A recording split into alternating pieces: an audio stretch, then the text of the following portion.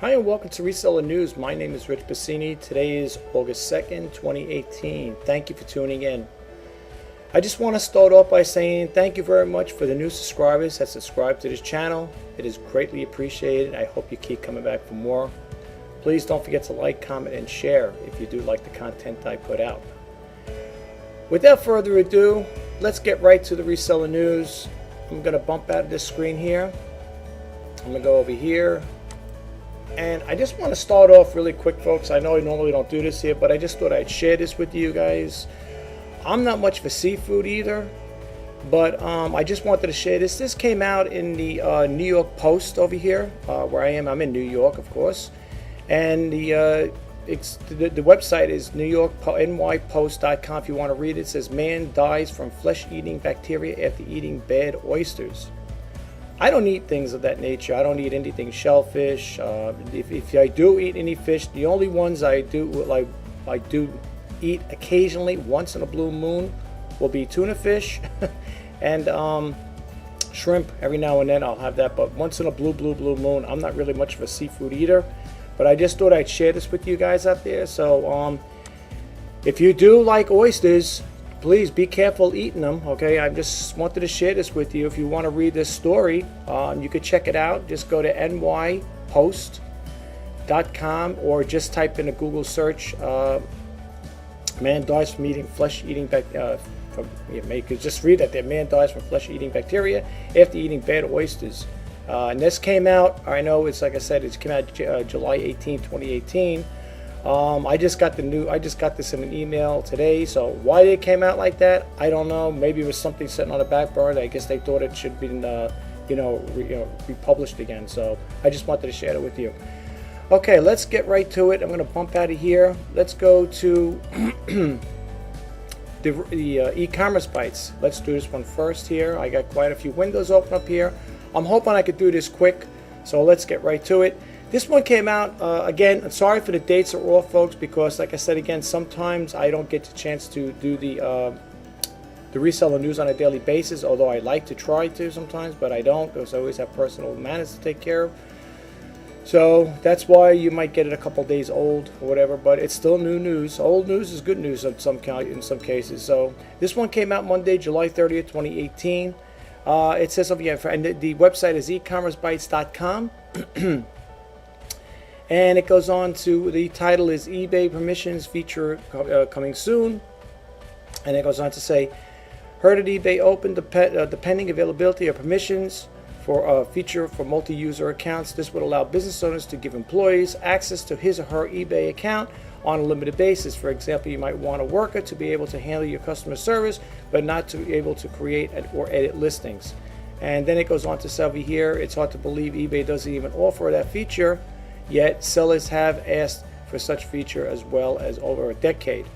To be honest with you, I don't really, outside of my own close family, friends, friends and relatives, not friends, relatives, I wouldn't really give my eBay account out. I know some people who do have eBay businesses, they will, issue, let the, I guess, good friends or whatever sign into their account. But me, I don't really, go that route right now.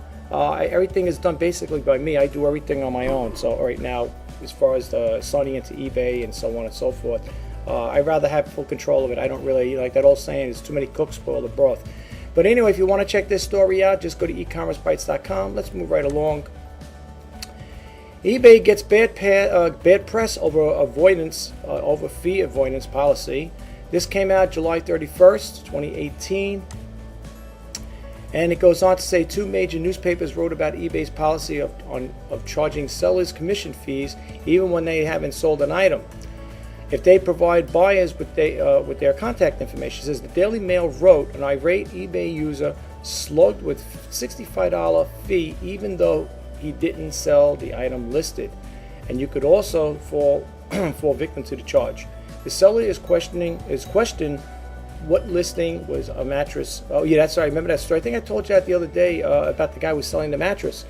We talked about that a little bit in the last segment of Reseller News. That was, I think, was either yesterday, the day before.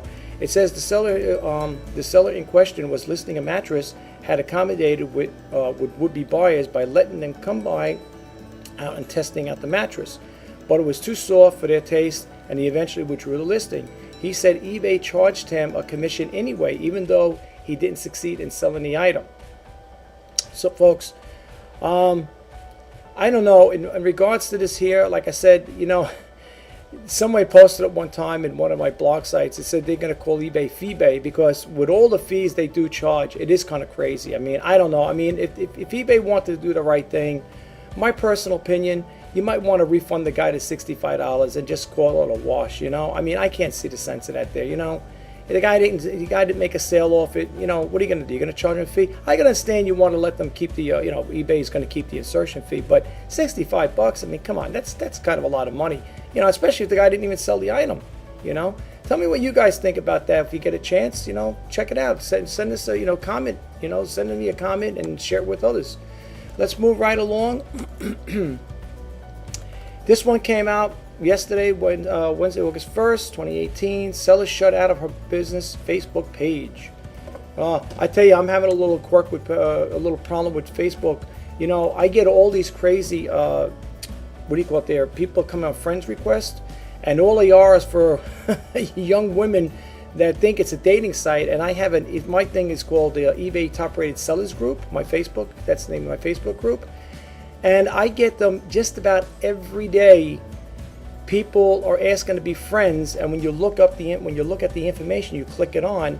Basically, what it is it's young to middle-aged women in their early 20s to probably late 30s asking to be friends on eBay. On the eBay Top Rated Sellers Group, and it is exactly what it is. It's a group for eBay sellers, but yet people like to post friends on. Post friend requests on there.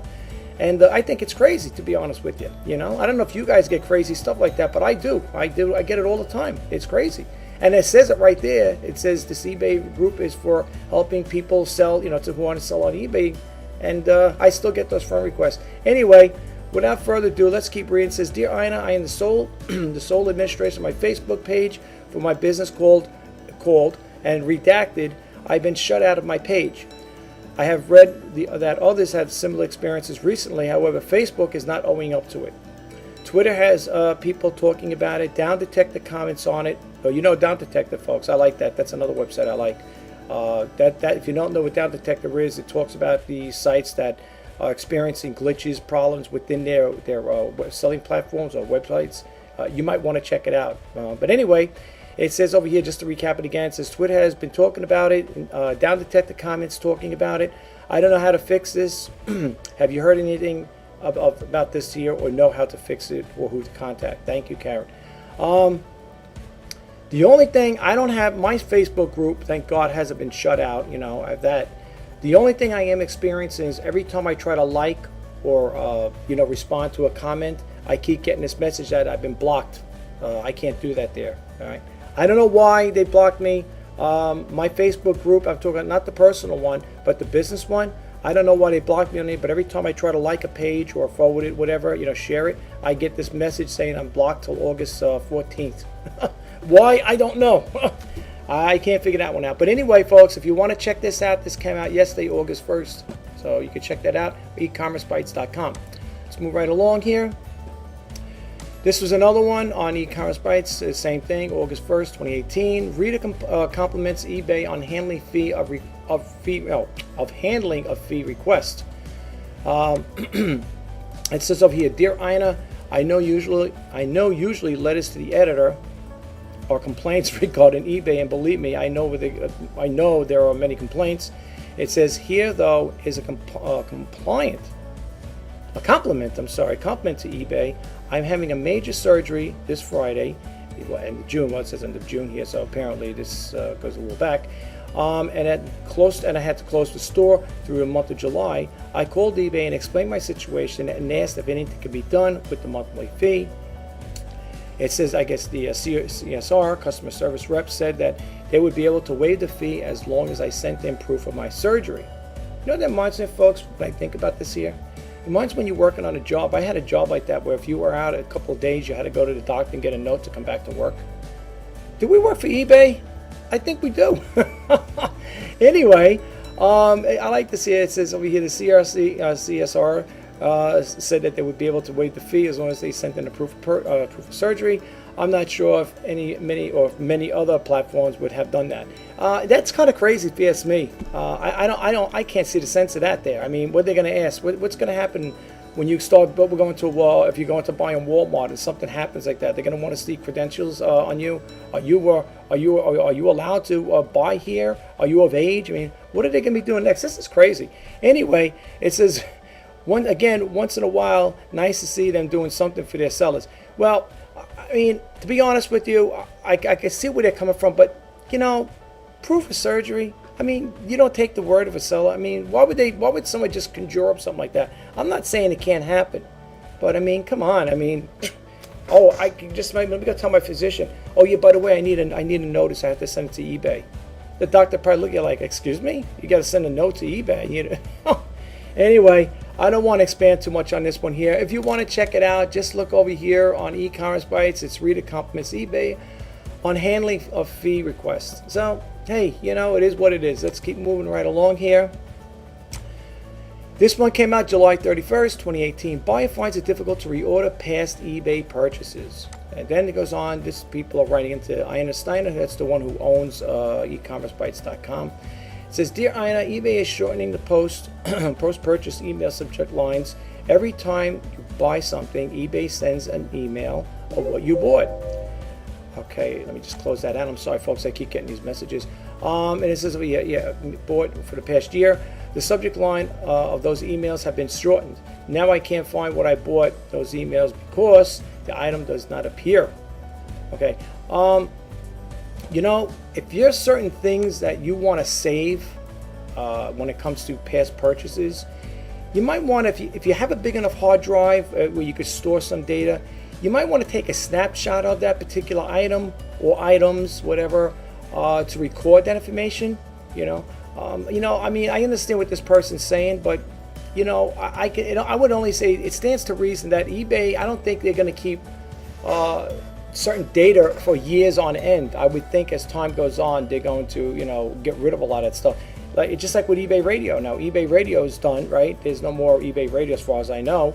So I believe you could still go to the archives. Although I haven't checked, you might want to check that out if you can. If you're a person that wants to still listen to some of the past radio announcements, you could still check it out. I think I haven't checked it recently, but in regards to stuff like this, if there's certain things I want to keep on file, I have this little thing here. It's called Snippet. I think it's on the bottom here, and what you could do is you could snip the idea, like actually it takes a little picture of it, and you could save it to your hard drive, depending how big the hard drive is. I mean, you don't want to inundate your hard drive and take up all your storage on certain things, or what you could do is just make copy and paste this stuff into a spreadsheet, and this way you'll have it there. And as far as like for photos and stuff like that, if you don't need the photo, you might want to just dump this information on a spreadsheet.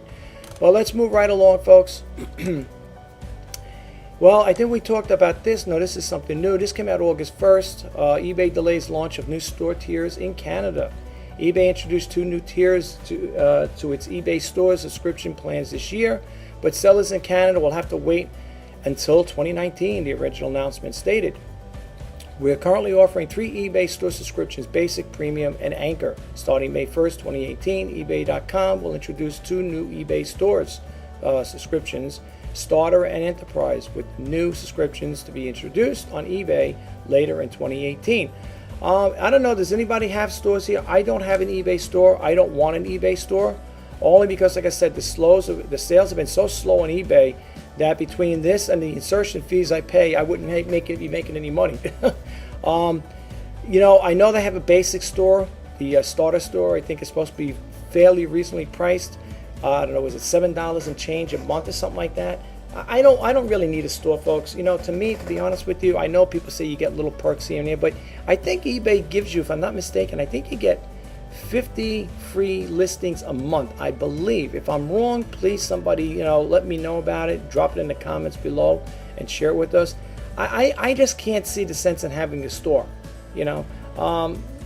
I don't know. There are probably people out there that beg to differ, but I'm not really into the store thing.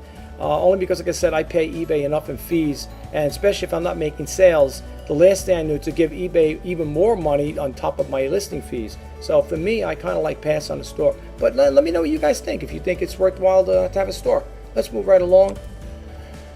This one here came out July 31st, 2018. It's Amazon Screwy Image Search.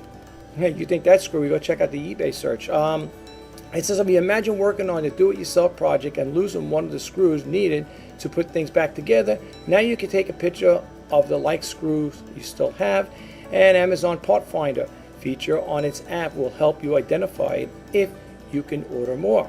If so, you can order more. Or you could visit the local hardware store and ask the clerk if that's an option. And then it goes on to say TechCrunch, which is another website there. You can go to techcrunch.com, I believe, if you want to read more about the high-tech stuff they got going on. It says TechCrunch has discovered the image search feature on Amazon app this month. He wrote about it here. The feature is currently capable of identifying over 100 types of fasteners, which represents thousands, if not millions, of parts, Amazon says. It was built using technology developed by PartPick, a company Amazon acquired in 2016. I didn't even know they acquired that company. Says someday, in not too distant future, 3D printers might be as common as a microwave oven, and that parts finder could be tied to the blueprint service, so someone could conceivably print it out, a screw, fastener they need on their printer, and will be able to wrap up their projects much faster. Well, I don't know. I mean, you're going to print out a plastic screw or bolt? I mean, I don't know if that's a good thing there, but whatever. If it works, it works. I don't know if they're saying they got a screwy thing, unless they're talking about something else. What I mean by this, maybe they're just talking about finding parts. Maybe that's what that title's incurring. But as regards to the eBay search app, image app, I don't know if you guys had any good luck with that there. I went to a couple of thrift stores a while back and I used it, and I was getting totally different items that I was looking for. I mean, the thing I picked up, and when I scanned the image in there, I was getting different things outside of the item I was holding, or I wasn't even getting anything. And I found out, that the best way to do it for me was do it the old-fashioned way, type it in. And even in some cases, typing it in, I was getting a little crazy things that were directing me to different items and stuff like that on the eBay app. But for the most part, it does work. I know somebody was talking about it on eBay Radio, stating that the more you use it, the more it'll learn. It'll go in the search engine. The algorithms will be picking up new stuff and so on and so forth. So, I don't know. That's my take on it. It's okay. It's nothing to write home about. But anyway, if you want to read this story again, just go to ecommercebytes.com. Let's move right along here. eBay enhances visual shopping on a mobile app. This came out July 31st, 2018. Last week, eBay enhanced visual shopping on its mobile app. Users can now drag and drop images of an item into the eBay mobile app search bar to help them find search items for sale on eBay. Users had already been able to use image search to take a photo or of an item to find it on the eBay app. Well, like I said again, I wasn't really too pleased with it. Like I said, it worked in some cases. In some cases, I got nothing on it. But again, if you want to read the rest of this story, just check out ecommercebytes.com. Here we have over here, 5 sellers win eBay Shine Awards for small business. This came out July 30th, 2018. eBay announced 5 winners of the 2018 Shine Awards for the small business during last week's eBay Open Conference in Las Vegas. Thousands of sellers have submitted applications, and eBay selected 15 finalists in 5 categories. In June, eBay explained it turned 2 users for the final selection. Our finalists relied on their friends, families, and communities, and even eBay customers to spread the word about why they deserve to win. This was called. Their call was answered, and in just a few short weeks, we received 25,000 votes. Whatever. If you want to read this about the Shine Awards, you can check it out. The other thing I came across here is this thing here from Channel Advisors. This is something fairly new for me, anyway. I gotta take that out of there, that information there. It's always got the information I don't want in there. That's okay, folks. I'm not really worried about that stuff there. This is my website here, and that's my email address, which people are welcome to use, but I will have to take that out. It's just over here 10 ways to make an impact on eBay. It says this is from channeladvisor.com /UK. It said if you have sidelined eBay as an e-commerce channel, or if you let your campaigns gather dust without proactively reviewing them, could be time to rethink. Then it says over here, eBay numbers make for impressive reading. In 2017, Marketplace welcomed 170 million active buyers, featured a billion live listings, and received 391 app downloads. Then it goes on to say here, if you think eBay could be right for you, then read for the 10 easy ways to maximize your sales on eBay, including how to get to the top of the eBay search engine search with A+ ratings, stand out with outstanding images, overcome negative reviews, and communicate with customers, and more. And that information came from eBay Inc. statistics. Well, that concludes the reseller news. I hope you got something out of it. If you did, please don't forget to hit that subscribe button and give it that thumbs up. And I will talk to you the next time. My name is Rich Bassini for the Reseller News. Thanks for tuning in. I appreciate it. Have a great day. Bye-bye now.